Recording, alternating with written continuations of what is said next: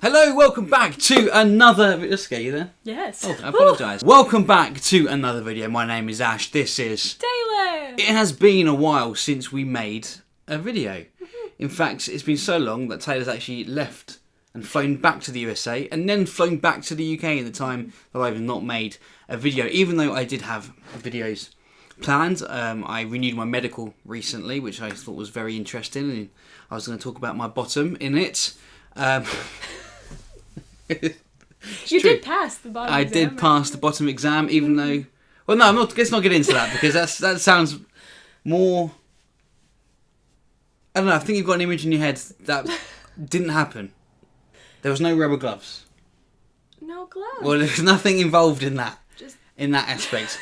But there is a thing on my medical form that does talk about my bottom, even though my bottom was not actually looked at. But anyway, we are moving far away That's another video. We are moving far away from that. I was going to make that video. In fact, I did film it, but there was technical issues, and I didn't upload it. And then I just not bothered to film anything, because I thought I'd just wait till Taylor came back here.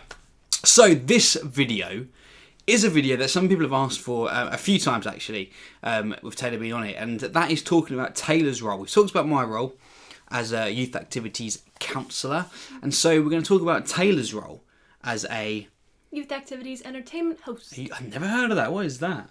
Well, I'm going to tell you. Exactly. So I'm going to be the chat show host. I'm going to be the presenter that is going to ask you questions about your role as a youth activities entertainment host. Perfect. That's very professional with the arm thing there. So yeah, I'm going to ask questions, and then you're going to answer them, and then you're just going to find out information about that role as a youth activities entertainment host. Perfect. Now let's begin. So the first question is, what is the application process and how did you apply? All right. Well, I applied online via DCL Jobs. I applied on the 8th of July, and by the 11th of July, I got an email back from a recruiter inviting me to an in-person interview and audition, which was not going to be until mid-August. Before that, I did have a phone interview and a webcam interview, but they said that they weren't interviews, they were just conversations. But obviously, you know, if that had been awful, I probably wouldn't have been able to come on the ship. Well, exactly. Yeah. But yeah, then I came onto the ship, actually. I flew out from California to Florida, down to Port Canaveral, got on the ship, and was there all morning doing the audition. On the same day, you went down to the ship, you went down to the Disney Dream. Mm-hmm. Perfect. And then you just, spent the whole day doing what? Pretty what much. Was the audition? So 2 weeks before the audition, they sent us an audition packet, which kind of broke down all the different... crisps, chips? Yes, exactly. Sent in the mail. No, they sent an email packet with some scripts in it. We had 2 scripts that I learned were actually from YA shows later on. They sent us a dance video that we had to learn. It was from Teen Beach Movie. Never seen it. Yeah, it was great. Well, I've seen it a million times, but I don't actually watch it. You haven't paid attention? It's great. And then they also sent us a couple of other things. We had to do a personal introduction, where we talked about kind of our background. Okay. Give it to us right now, a bit of it. That was 2 years ago. Well, give me a personal introduction in 5 seconds. Hi.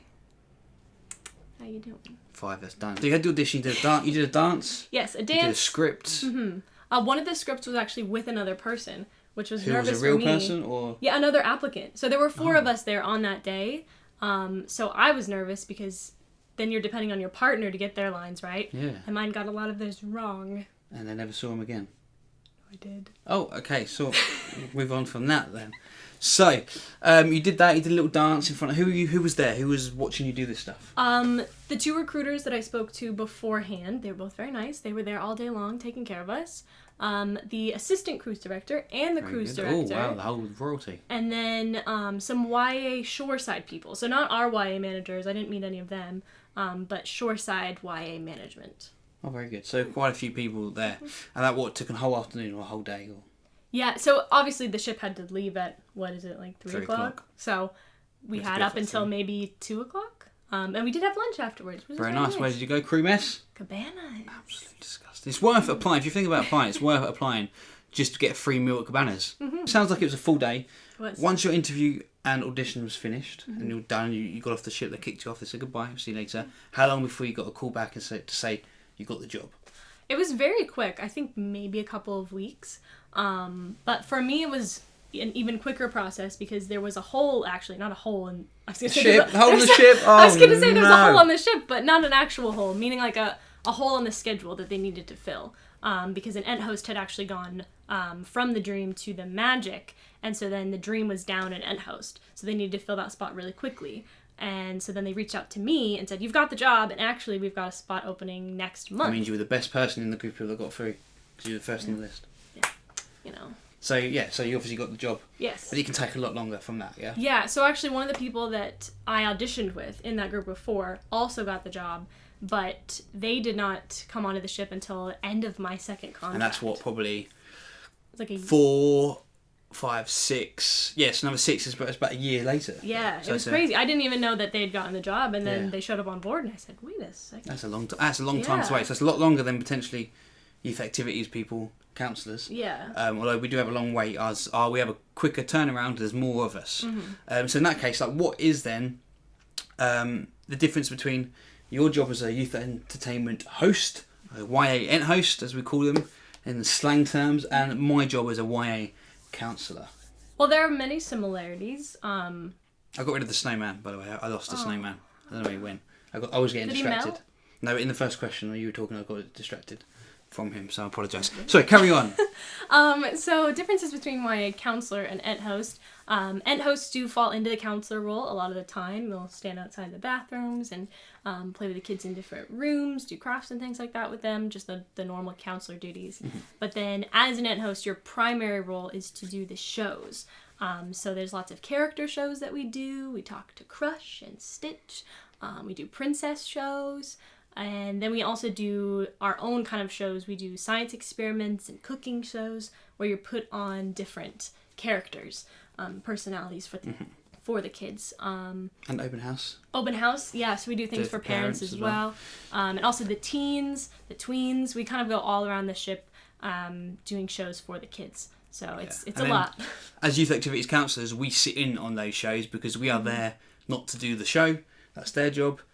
But our job is to manage children and wrangle them, especially the 3-year-olds you want to run up and touch. You know, if Mickey Mouse comes into for a show and you're working with Mickey Mouse and you're talking to him or anything like that, or Stitch, when Stitch comes in and does the dance parties and you have to host the dance parties with Stitch, the little kids want to touch him or want to hug him, and obviously you can't do anything about it because you're in the middle of a show. Yeah. It's hard for you to focus on all the little kids running around. So our job is then to wrangle kids and not wrestle them, but just lightly put them back with the little arms. Say, excuse me, don't be careful because Stitch will knock you out with his elbow. Yeah. Okay, so then you are that as a youth entertainment host. We are the youth activities counsellors. Yes. Is your training the same as ours? Is it different? What do you do? Well, similar to yours, when we come on board, we have that week of safety training that all crew go through. And then we have... It's a whole week. It's a year and a week. And then we go through our week of YA-specific training, which again is very similar to the counselors. We are learning about the spaces, all the safety measures, what to do with the kids, what to do in each room. But then on top of that, you're learning the shows. So right away, like in that first week, I actually hosted my first program. I'd never really seen it. I didn't really know what I was doing, but similar to scheduling, where you have to fit a hole, sometimes there are holes for the shows and they have no one to host the show. So they had to pull me. It was like my 3rd day on board and I had to host a show. So sometimes you do just get kind of tossed into things, but you should be trained properly. You come in, you do your week of training like everyone does, no matter what role you're doing. If you're an officer, doesn't matter if you're an officer, doesn't matter if you're in the kitchen, in the galley, youth activities, the people that you got hired with, you all do a week's worth of training on the ship, safety training, lifeboat training, all that stuff that we need to know about. It's not about your job, it's about your job, actually the safety role of the ship. So you do that. Yes. You come out of that, you get given a trainer who's an Ent host as well. They then teach you all about youth activities, the similar stuff to what we do. And then you get given your scripts and the shows, and they say you learn this, and this is what you need to learn. I had a huge binder. I've seen those binders; they're about that thick. It's ridiculous. And then you continually rehearse, don't you? You get constantly scheduled in to bring in for rehearsals to make sure that you still know what you're doing, because sometimes shows change. Yeah. Yeah, and some of the lines shows change, scripts change. Yeah, some of them are new. Some shows are like holiday shows that only come around at certain times, and some shows don't take place in the YA spaces. We have some shows that take place down in like our kind of theater. It's called D Lounge if you're familiar with the ship. So you have to have special rehearsals in those spaces so you know how the blocking works. So is it easy to learn all that stuff? Was it hard to learn that stuff? I think at first it was overwhelming, especially sitting there with that binder my first night on board. Yeah. I said, there's no way I'm going to learn all this. But as you're going through it, it really just comes naturally. Is it a role that you think you should have some background in entertainment first before you do it? Or do you think that if you're confident enough to do the audition that you can pass it and you'll be fine doing it? Or do you think that you should have some job experience of learning scripts first? Or doesn't you just think it just depends on the person? I think it really depends on the person, because I went to a musical theater high school, so I had practice in learning scripts and performing and all of that. But then there are people that step up from YA counselors That's it. into the YA so who don't have experience. If you join YA, you join as a YA counsellor and you think, oh, do you know what? I would love to do these entertainment shows, whether that's, doing Star Wars trivia quiz things, whether you do the sciences and all that type of stuff, and you think, oh, I could do that. Mm-hmm. You can actually audition. They actually hold open auditions on the ship for youth activities counsellors. I don't know if anyone else is allowed to do it, but I know youth activities counsellors, I can do it, and you can audition, and people can move up, so they can move into that role of hosting this stuff. And a lot of the time, people do it temporarily. They fill in a gap a lot of the time, and then they say, hey, there's a line open, you can move in, you can do that. And obviously, youth activities Ent hosts get paid more than youth activities counsellors. They do get paid a lot more than us, but that's okay. It's not a problem. You've got lots of big scripts to learn. Yeah. But how are your hours different? Are they the same as youth activities counsellors? They are different. So typically the YA Ent hosts don't start as early or end as late, just because we don't open or close the spaces. That's not something that we are trained on, although sometimes we do close. That's a privilege for you, though. Yes. You have not got to open the space, and you've not got to spend deep cleaning at the end. No. Like, we do. Yeah, sometimes we close. There's usually like one of us that closes at the end of a cruise, just to clean up all of the science messes. But your average hours per day are the same as us? Yeah, same amount of hours. Amount of hours, but just our schedules are differently. more compact, because a lot of our things are blocked in actually 3-hour increments. So like the cooking shows that I was talking about earlier, those you have an hour to set it up, an hour to do it, and then an hour to clean it up. So that's 3 hours Sometimes they don't of your even day. need an hour to set stuff down. They just chill out.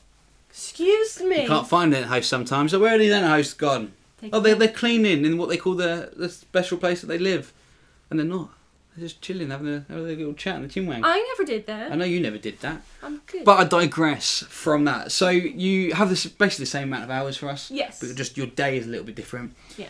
Ent hosts have a good ability to be able to attend most of the social events that happen on the ship. Whereas a lot of youth activities counsellors, because we have to stay till 1 a.m, 2 a.m. in the morning, even later than that sometimes, depending on what space you're in, and if you've got cleaning afterwards, that finishes, that you end up missing a lot of the social events that are happening on the crew events that happen that might start at 10 o'clock or 11 o'clock or anything like that. You miss halfway through or something like that. But tell me that's not true. I'm telling you. Tell me it's not true. Tell me it's not true. It is true, and that's all we need to know. Hosts do end late sometimes. Once every month. No, every single cruise. One person. Pirates Light for me, 2 people stay past later, 12:30. but there's no social events on the last night of the cruise for crew. Because everyone's busy cleaning and doing stuff. So on that last night of the cruise, everyone stays later because there's no social events happening, so you're not missing out on anything. But again, we digress. I'm not bitter. We digress.